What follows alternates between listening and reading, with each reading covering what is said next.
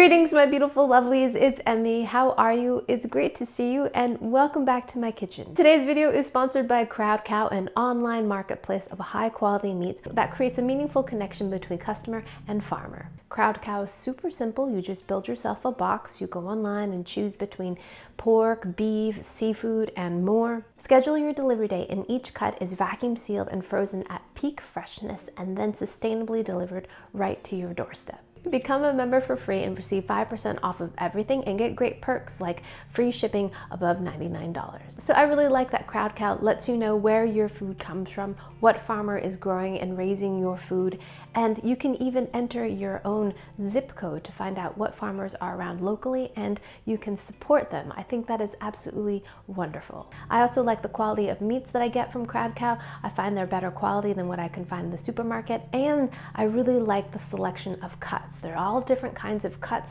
and things that I wouldn't be able to find at my supermarket. So if you'd like to try Crowd Cow for yourself, act quickly and use my link down below. New members can receive $100 of free meat and free shipping if you use my link and order down below.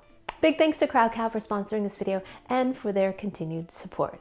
Now today I'm going to be making a recipe that sounds absolutely delicious. It's one of these super viral TikTok recipes, and it's for Emily Marico's salmon bowl. Now this sounds absolutely delicious. It actually sounds kind of like a donburi, or like a rice bowl meets a spicy tuna roll without the tuna, something like that, because you've got sriracha and mayo and rice. The thing that I'm most curious about is her technique for rewarming the leftover rice. So let's go ahead and make this. I've got about 1.5 cups of leftover rice.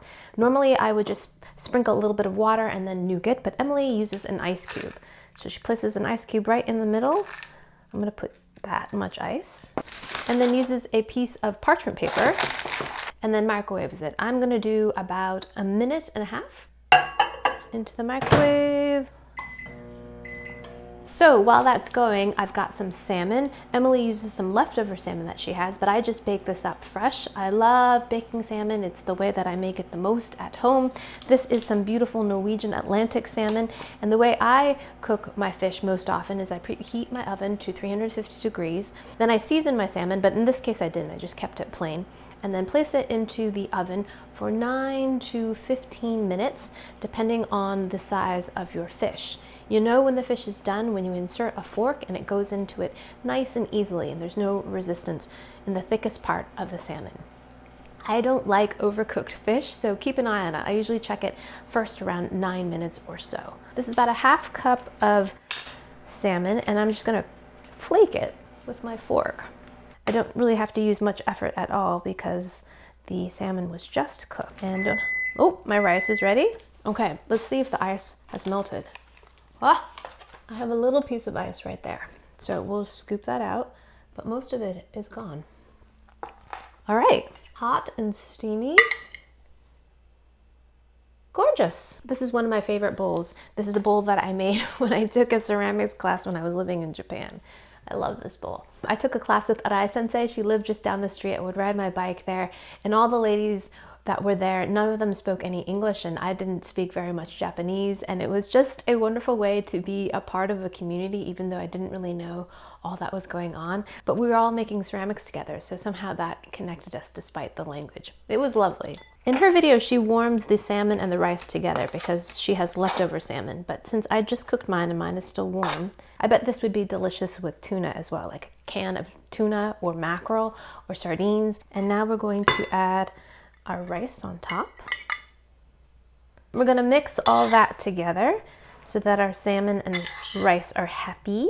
I think the most surprising thing about this recipe was the technique for microwaving the rice with the ice cube. In terms of flavors, these are pretty typical. I feel like my family and I have salmon and rice pretty frequently. Emily adds a little bit of shoyu or soy sauce. I am substituting tsuyu, which is my favorite seasoning right here. We use it on boiled eggs.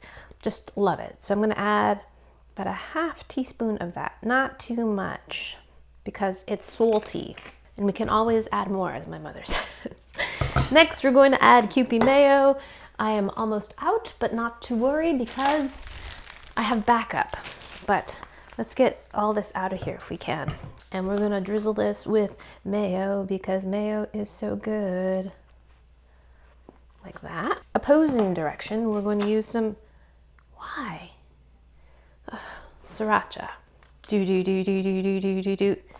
Boom, right? Mix this beautiful mixture up. Just gonna use my cleaver and cut up some green onions. I also have a half of an avocado. Avocado is another wonderful classic flavor to go with anything, frankly. Gosh, I love avocado so much.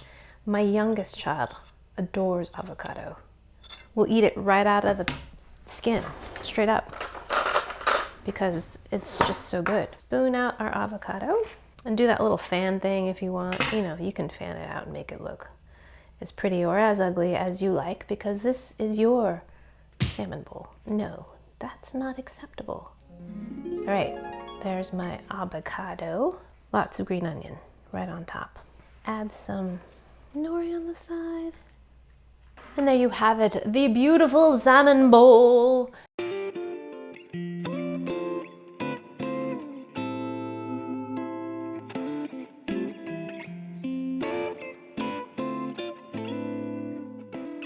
Alrighty, lovelies, let's go ahead and tuck into this. I also have some kimchi, a piece of avocado. Take my nori and pinch it. Then take a piece of kimchi, big piece. Pinch everything together. Alrighty, here we go. Itadakimasu. Oh.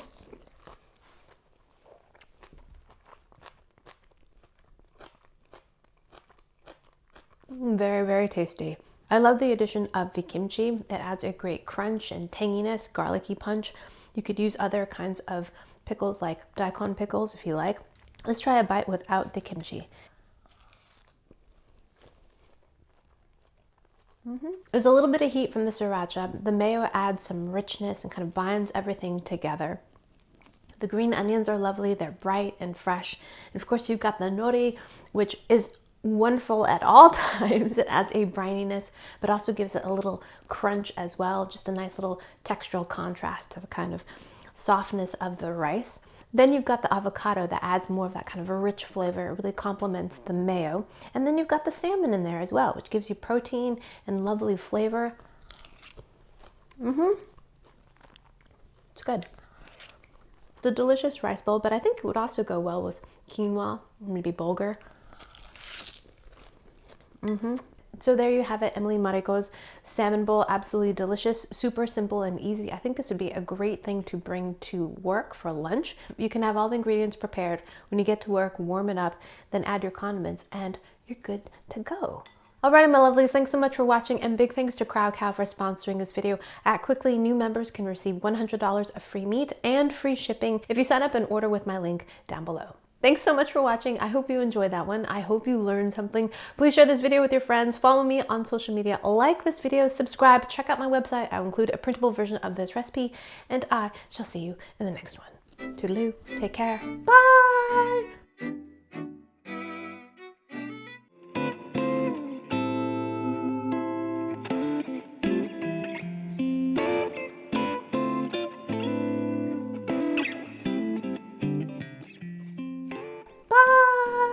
Bye!